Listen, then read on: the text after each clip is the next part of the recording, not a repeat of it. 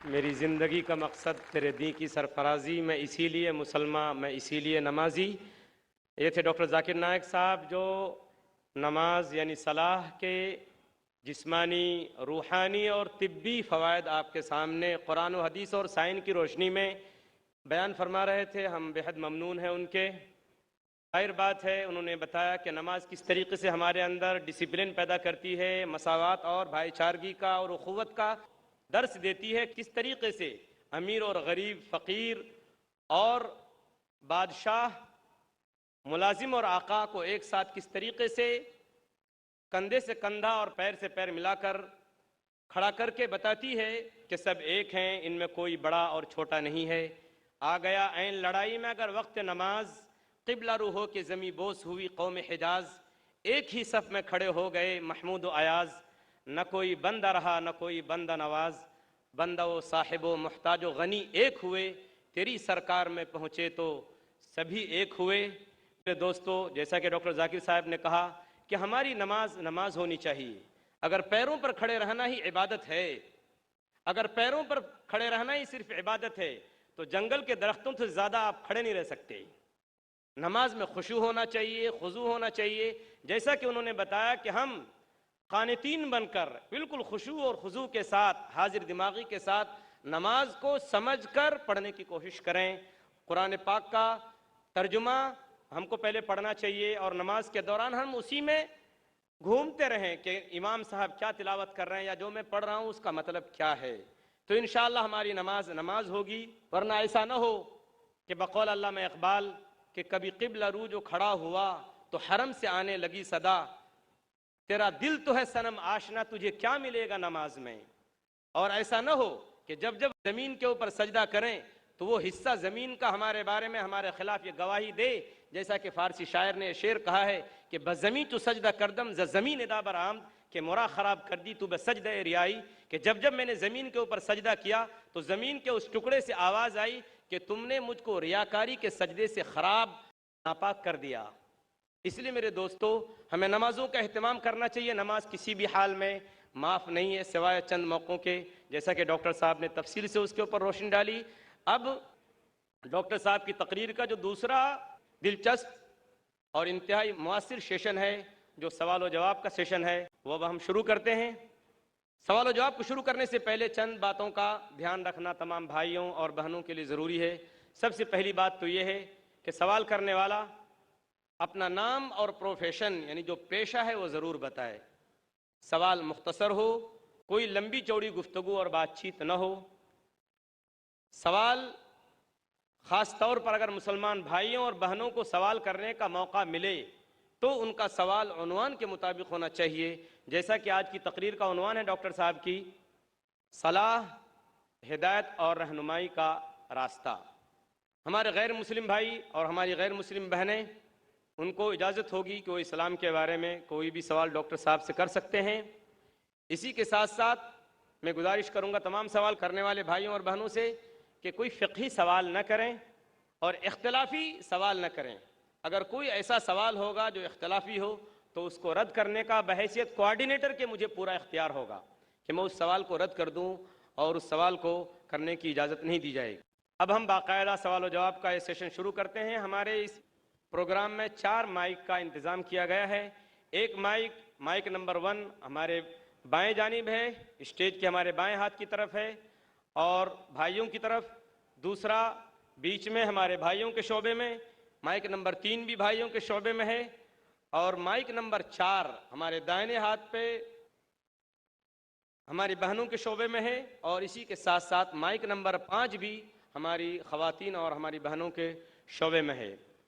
اب ہم باقاعدہ سوال و جواب کا پروگرام شروع کرتے ہیں۔ ہم والنٹیئر حضرات سے گزارش کریں گے، درخواست کریں گے کہ اگر قطار میں کوئی غیر مسلم بھائی ہو تو پہلے انہیں سوال کرنے کا موقع دیا جائے۔ مائک نمبر 1 سے جو بھائی کھڑے ہیں سوال کر سکتے ہیں۔ جی ہاں بھائی۔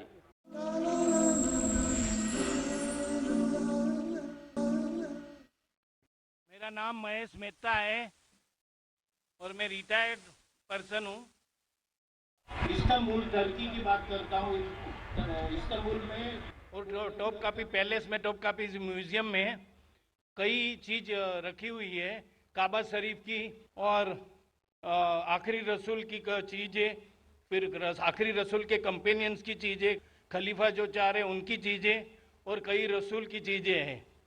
तो मूसा अलैहिस्सलाम, इब्राहिम अलैहिस्सलाम, दाऊद अलैहिस्सलाम और याह्या अलैहिस्सलाम का वहाँ चीज़ रखी गई है। तो ये जो मूसा अलैहिस्सलाम की लाठी है, जो असा, और दाऊद अलैहिस्सलाम की जो स्वॉर्ड है, मतलब तलवार, तो क्या रियल है, उनके टाइम का यूज़ किया हुआ है? महेश भाई ने सवाल किया है कि वो तोप्टा के म्यूजियम गए थे इस्तांबुल में, टर्की में, और अल्हम्दुलिल्लाह अल्लाह ने मुझे भी मौका फरमाया। इस साल ही चंद महीने पहले फरवरी मार्च में मैं भी गया था कोप्टा की म्यूजियम में, टर्की में मुझे बुलाया गया था। महेश भाई साहब पूछ रहे कि वहाँ कई चीजें हैं अल्लाह के, मूसा अलैहिस्सलाम की, और मूसा अलैहिस्सलाम की लाठी है, क्या वो लाठी सही है? Is it original? मैंने भी वो लाठी को देखा। ये सवाल मेरे दिमाग में भी आया, ये सवाल जो आपका है मेरे दिमाग में भी आया, लेकिन जवाब मिला सही है नहीं, कोई फर्क पड़ता नहीं। लाठी सही है या गलत फर्क नहीं पड़ता है, फर्क ये पड़ता है कि अल्लाह ने जो हिदायत दी इस कुरान में वो सही है, वो महफूज है। वो लाठी से दीन जरा भी बदलेगा नहीं। हिस्टोरिकल वैल्यू हो सकती है, उसमें कई चीजें हैं, जैसा आपने कहा खुलफा राशिदीन के, हजरत अबू बकर, हजरत उमर रज़ियल्लाहु अन्हु, उनके कई चीजें, लेकिन इससे हमें कोई फर्क नहीं पड़ता। हिस्टोरिकल वैल्यू शायद जानने के लिए क्या करने पड़ेगा, क्योंकि मैं भी माशाल्लाह एक मेडिकल डॉक्टर हूं, साइंस के तालिब इल्म हूं, आपको करने पड़ेगा कार्बन डेटिंग। कार्बन डेटिंग एक टेक्नोलॉजी है C14। वो कार्बन डेटिंग से हमको पता चल सकता है कि वो चीज है वो कितनी पुरानी है। तो अगर हम कार्बन डेटिंग करते हैं उस लाठी पे और फिर पता लगता है कि वो हजारों साल पुरानी है, मूसा अलैहिस्सलाम कितने हजार साल पहले हमें पता ही नहीं। कुरान में इसका जिक्र नहीं, बाइबल के जरिए पता चलता है कि वो तकरीबन 1400 साल ईसा अलैहिस्सलाम के पहले आए। ईसा अलैहिस्सलाम तकरीबन 2000 साल पहले आए, तो बाइबल के मुताबिक मूसा अलैहिस्सलाम 3400 साल पहले आए। लेकिन कुरान में इसका जिक्र ने कौन से दौर में है, और अगर बाइबल का हवाला लेंगे तो साइंटिफिकली मैच होती ही नहीं। कभी फ्लड आया, कभी इजिप्ट, अनसाइंटिफिक है। तो आपको पहले कार्बन डेटिंग करने पड़ेगा उस लाठी पे। इन लोग इजाजत देंगे क्या नहीं मुझे पता नहीं। उस कार्बन डेटिंग करने के बाद आपको पता चलेगा कितने साल, लेकिन मुझे अभी भी नहीं पता एग्जैक्टली कितने साल पहले मूसा अलैहिस्सलाम आए। लेकिन एज ए हिस्टोरिकल रिकॉर्ड कोई करना चाहता कर सकता है, लेकिन मुझे एज ए मुस्लिम मेरे ईमान में कोई फर्क नहीं पड़ता है। मूसा अलैहिस्सलाम का जो जिक्र कुरान मजीद में वो सही है, और जो हिदायत जो मूसा अलैहिस्सलाम के जरिए में मिली, अल्लाह ताला जो देता है मूसा अलैहिस्सलाम के जरिए, वो मुझे पता है, उसके ऊपर अमल करना चाहिए। वो लाठी सही है क्या नहीं है, वो खुलफा राशिदीन की चीजें सही है क्या नहीं है, हमें कोई फर्क नहीं पड़ता है, और फर्क नहीं पड़ना चाहिए। हमें देखना चाहिए उनका पैगाम क्या है और उनके पैगाम पे अमल करना चाहिए। Hope the answer the question. Mic number 2 में जो भाई हैं सवाल कीजिए। My name is Rohit Gandhi. I am second year engineering of VXTC. I want to ask that is Salah is important that much that can we leave our colleges and lectures? It's possible that we have lectures and classes all the time, so we should leave that. Or my second question is, the Sunni and that Shia are not joining that in Salah, so what should be done with them? How we can improve them? Rohit भाई ने 2 सवाल पूछा है। सवाल का जवाब देने से पहले मैं ये दरख्वास्त करना चाहूँगा मेरे गैर मुसलमान भाइयों और बहनों से, आपके पास अगर कोई भी सवाल है जो पूछना चाहते हैं, चाहे इस्लाम के ताल्लुक़ हो या दीगर मज़ाहिब के ताल्लुक़ हो, हिंदुइज़म के बारे में या क्रिश्चियनिटी के बारे में, ईसाईयत के बारे में, आप बिना झिझक यहाँ पूछ सकते हैं। हम खुली आज़ादी देते हैं हमारे गैर मुसलमान भाइयों और बहनों को कि आप जो भी सवाल पूछना चाहते हैं इस्लाम के मुताल्लिक, ये आपका सुनहरी मौका है। ऐसा मौका हमेशा नहीं आता। अक्सर मजहबी लेक्चर तकरीर के बाद खुला सेशन नहीं होता है जहां आप कोई भी सवाल पूछ सकते, चाहे इस्लाम के बारे में हो, हिंदुइज्म के बारे में हो, क्रिश्चियनिटी के बारे में हो, जुडाइज्म के बारे में हो। آپ اگر میرے بات سے متفق نہیں ہیں پھر بھی آپ بول سکتے کہ ذاکر میں اس بات سے متفق نہیں ہوں، اور آپ پوچھ سکتے. کوشش کروں گا کہ جو بھی تھوڑا بہت علم مجھے ہے میں کوشش کروں گا آپ کی غلط فہمی دور کروں. میں نے سوال پوچھا کہ ہمارے کالج میں لیکچرز ہوتے ہیں، اور کیا ہم صلاح پڑھنے کے لیے لیکچر کو ترک کر سکتے ہیں، لیکچر کو چھوڑ سکتے ہیں؟ اور روہت بھائی نے کہا کہ وہ سیکنڈ ایئر انجینئرنگ میں ہے. میں آپ سے کہنا چاہتا ہوں کہ 20 سال پہلے میں بھی کالج میں تھا، 20 سال پہلے میں بھی کالج میں تھا، میں بھی اس دور سے گزرا. الحمدللہ ثم الحمدللہ کالج میں الحمدللہ نماز میں پڑھتا تھا. کالج میں جب آپ جاتے ہیں بریک ہوتی ہے، اور کالج کا ٹائمنگ کیا ہوتا ہے؟ ادھر 7 سے 1 تک ہوتا ہے، یا ہو سکتا ہے 8 سے لے کے 4 تک کے، جو بھی ٹائم ہے. لنچ بریک تو ملتا ہے. جب آپ کو لنچ بریک ملتا ہے اس بریک میں آپ لنچ کے ساتھ نماز بھی پڑھ سکتے، صلاح بھی پڑھ سکتے. ہو سکتا ہے کہ کالج کے ایسے ٹائمنگ ہو کہ آپ اگر مسجد نزدیک ہے تو مسجد میں جائیے، مسجد نزدیک نہیں ہے تو اس کالج میں اگر کچھ مسلمان بھائی ہے ان سے بھی کہیے اور جماعت بنا سکتے. لیکن صلاح چھوڑنے کی اجازت آپ کو نہیں ہے. یہ پڑھنا فرض ہے، اور بے شک وداؤٹ اینی پرابلم آپ پڑھ سکتے. آپ جا کے بوائز کامن روم میں پڑھ سکتے، گرلز کامن روم میں پڑھ سکتے. صلاح چھوڑنے کی اجازت نہیں ہے. مسجد قریب ہے تو مسجد میں جائیے، صلاح چھوڑنے کی اجازت نہیں ہے. آپ کہہ رہے تھے کہ کوئی سنی حضرات ہے، کوئی شیعہ حضرات ہے جو پیر سے پیر نہیں ملاتے. قرآن مجید میں سنی شیعہ نہیں ہے، مسلم ہے. مسلم اسے کہتے ہیں جو اپنی زندگی اللہ کے حکم اور فرمان کے مطابق بسر کرتا ہے. جو انسان اپنی زندگی اللہ کے بتائے ہوئے راستے پہ چلتا ہے اسے کہتے ہیں مسلم. تو جو آدمی نماز پڑھتا ہے، میں نے آپ سے ذکر کیا، اللہ سبحانہ تعالیٰ کم از کم 12 جگہ کہتے ہیں قرآن مجید میں اطیعوا اللہ اور اطیعوا الرسول، obey Allah and obey the messenger.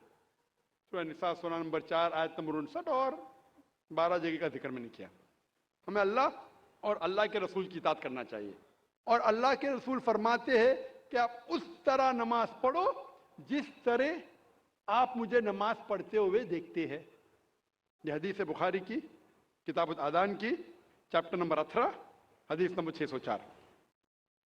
اور پھر سے دہرایا گیا صحیح بخاری میں جلد نمبر 9 حدیث نمبر 352 352.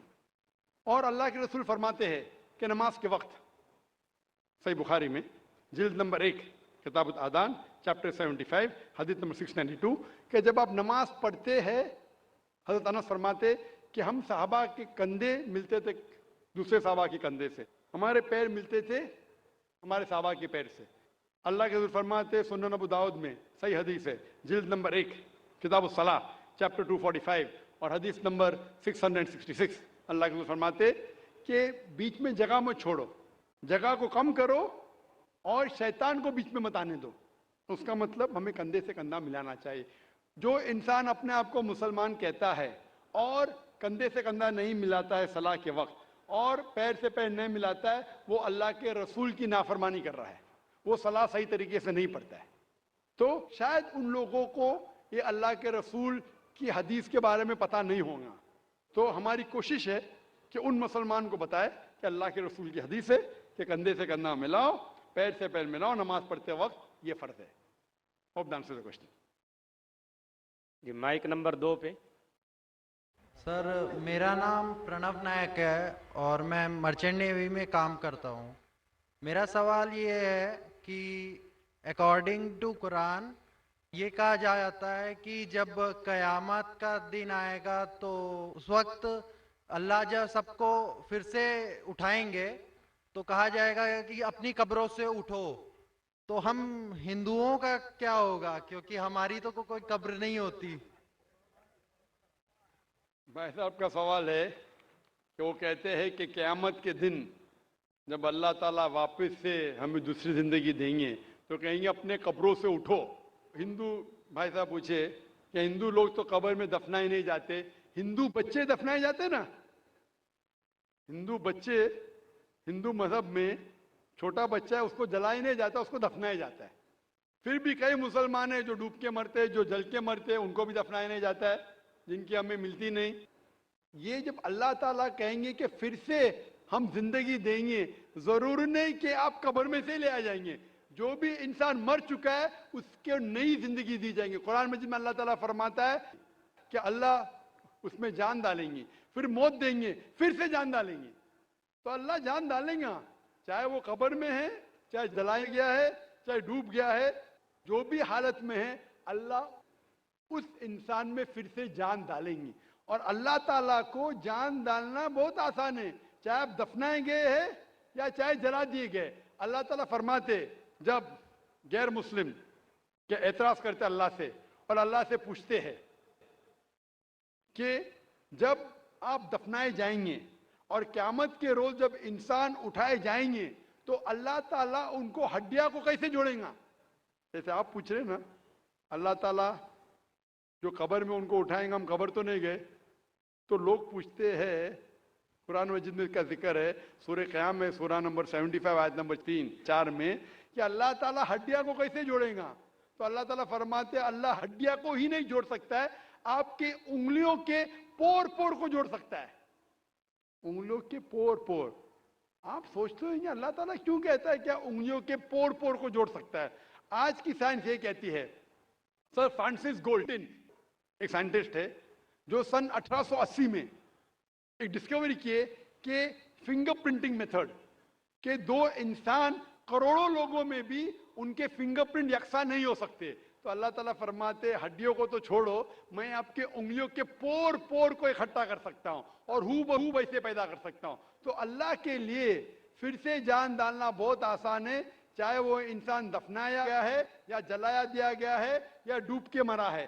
اللہ کو پھر سے جان ڈالنے میں، چاہے وہ مسلمان مرا یا ہندو مرا یا عیسائی مرا، اللہ کو جان ڈالنے میں بہت آسان ہے، کن فیکن. اور پھر سے ہمیں نئی زندگی دی جائیں گی اور پھر حساب کتاب کیا جائے گا. اور حساب کتاب میں اگر آپ اللہ کے احکامات پہ عمل کیے تو انشاءاللہ آپ جنت میں جائیں گے، اس دنیا کے امتحان میں سفلتا پائیں گے. لیکن اگر ان کے احکامات پہ آپ نے نہیں چلے، ان کے مطابق نئی زندگی بسر کرے، تو آپ اس زندگی میں سفلتا نہیں پائیں گے. Hope the answer the question.